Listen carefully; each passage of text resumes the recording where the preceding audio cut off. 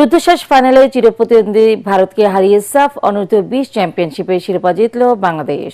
মালদ্বীপের national football স্টেডিয়ামে নির্ধারিত 90 মিনিটে খেলা গোলশূন্য ড্র হয়। পরে টাইব্রেকারে 4-3 ব্যবধানে ভারতকে হারিয়ে দ্বিতীয়বার সাফ সেরা হল জুনিয়র টাইগাররা।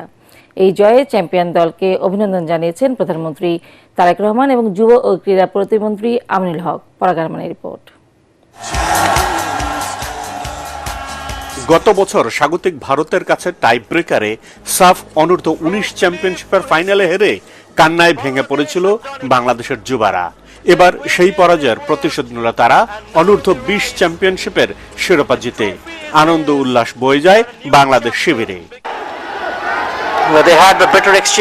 মালদ্বীপের আন্তর্জাতিক স্টেডিয়ামে ফাইনালের শুরুতে বাংলাদেশ আক্রমণাত্মক ফুটবল খেললেও গোলের দেখা পায়নি। 14 মিনিটে যুক্তরাষ্ট্র প্রবাসী রোনাল্ড সুলিভানের ফ্রি কিক থেকে পাওয়া বল কাজে লাগাতে পারেননি মিঠুন, আর বিরতির আগে সুলিভানের বাইসাইকেল কিক জালের দেখা পায়নি। তবে দ্বিতীয়ার্ধে মাঠের চিত্রটা বদলে যায়।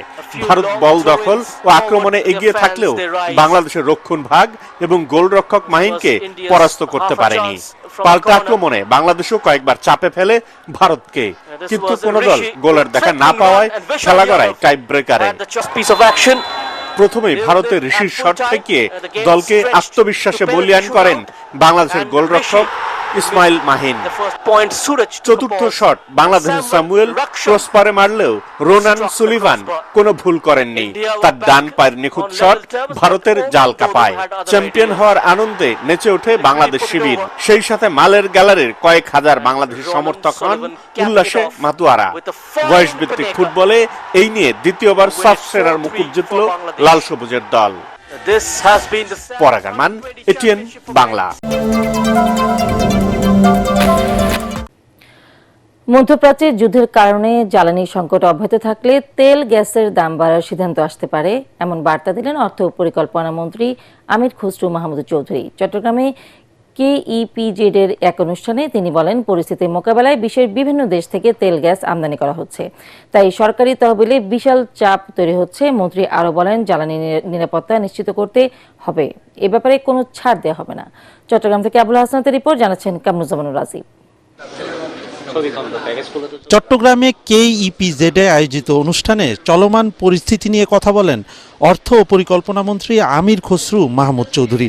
তিনি বলেন, জ্বালানি নিরাপত্তায় সব ধরনের উদ্যোগ নিয়েছে সরকার, যাতে শিল্প উৎপাদন, কৃষি সহ মানুষের দৈনন্দিন জীবনে এর নেতিবাচক প্রভাব না পড়ে। এখানে যুদ্ধের অর্থ হলো আমাদের সাপ্লাই চেইন ওখান থেকে অনেকটা বন্ধ হয়ে যাওয়ার মতো। এটাকে মোকাবেলা করার জন্য এখন আমরা সারা বিশ্ব থেকে তেল গ্যাস আমদানির প্রক্রিয়া চালাচ্ছি। ইতিমধ্যে বিভিন্ন দেশ থেকে আমাদের তেল গ্যাস প্রকিউরমেন্ট হচ্ছে, প্রতিনিয়ত হচ্ছে।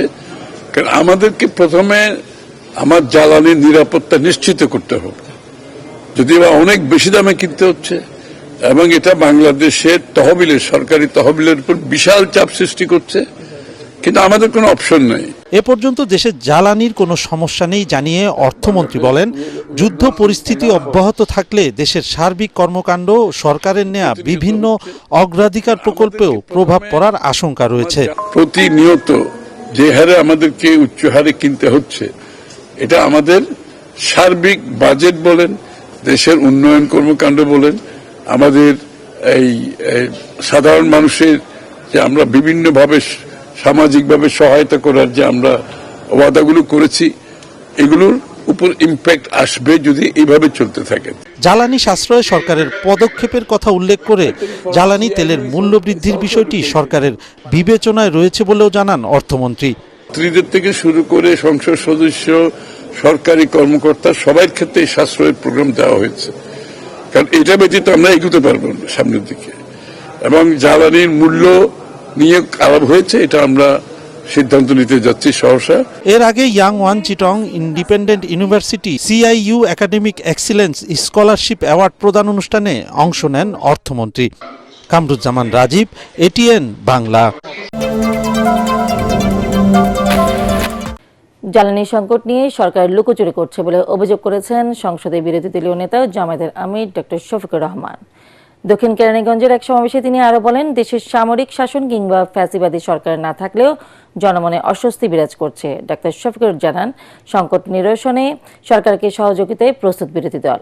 এছাড়া সংবিধান সংস্কার ও জুলাই সনদ বাস্তবায়নে কঠিন আন্দোলনের হুঁশিয়ারিও দেন তিনি। খায়রুল ইসলামের রিপোর্ট। বাংলাদেশ ইতিহাসে কেরানীগঞ্জের একটি কনভেনশন সেন্টারে ঢাকা জেলা জামায়াতের দায়িত্বশীল সমাবেশে প্রধান অতিথি হিসেবে যোগ দেন বিরোধী দলীয় নেতা ও জামায়াতের আমির ডাক্তার শফিকুর রহমান। বিপ্লবের যে খালি হাতের হাতিয়ার অর্থাৎ দেশপ্রেম এবং ইমানের হাতিয়ার সেটাকে আবার শানিত করুন। এ সময় সমসাময়িক নানা বিষয়ে সরকারের সমালোচনা করেন তিনি। বলেন, জ্বালানি সংকট নিয়ে সরকার লুকোচুরি করছে। কিলোমিটারের পর কিলোমিটার কেন লাইনে থাকতে হয়? কেন তাদেরকে রোদে শুকাতে হয়? কেন তাদেরকে বৃষ্টিতে ভিজতে হয়? আর সরকার জাতিকে বলছে তেলের কোনো অভাব নেই, জ্বালানির উপর পাওয়ার নির্ভরশীল। শুধু গাড়ির চাকা চলে না, শুধু ফ্যান ঘুরে না, শুধু বাতি জ্বলে না, এই জ্বালানিতে সমাজের চাকা চলে, মিল ফ্যাক্টরি ইন্ডাস্ট্রির চাকা চলে। এটা লজ্জার ব্যাপার। সরকার কেন সবাইকে নিয়ে কুলামনে বসছে না? বাস্তব অবস্থা কেন তুলে ধরছে না? আমরা সবাই এই সংকট নিরসনের অংশীদার হতে চাই। আমরা তো সংকট তৈরি করতে চাই না, কিন্তু কি জানি শুধু একটা লুকোচুরি সব ব্যাপারে আমরা লক্ষ্য করি। সংবিধান সংস্কার ও জুলাই সনদ বাস্তবায়নে আগামীতে ইস্পাত কঠিন আন্দোলনের হুঁশিয়ারিও দেন ডাক্তার শফিকুর রহমান। আপনি ৬৮ ভাগ জনগণের মতামতকে উপেক্ষা করছেন আর ৫১ ভাগের কথা বলছেন। এর নাম গণতন্ত্র? ওনারা বলছেন সংবিধানে গণভোট নাই। আমাদের প্রশ্ন, এই দলটির জন্ম যার হাতে, তার হাতেই প্রথম বাংলাদেশে গণভোট অনুষ্ঠিত হয়েছিল। তখন কি সংবিধানে সেই গণভোটের প্রভিশন ছিল? সরকারের আচরণে ফ্যাসিবাদদের সংক্রমণ দেখা যাচ্ছে বলেও অভিযোগ করেন জামায়াত আমির। সশস্ত্র দুর্বৃত্তদেরকে মোকাবেলা করে। খায়রুল ইসলাম, এটিএন বাংলা, ঢাকা।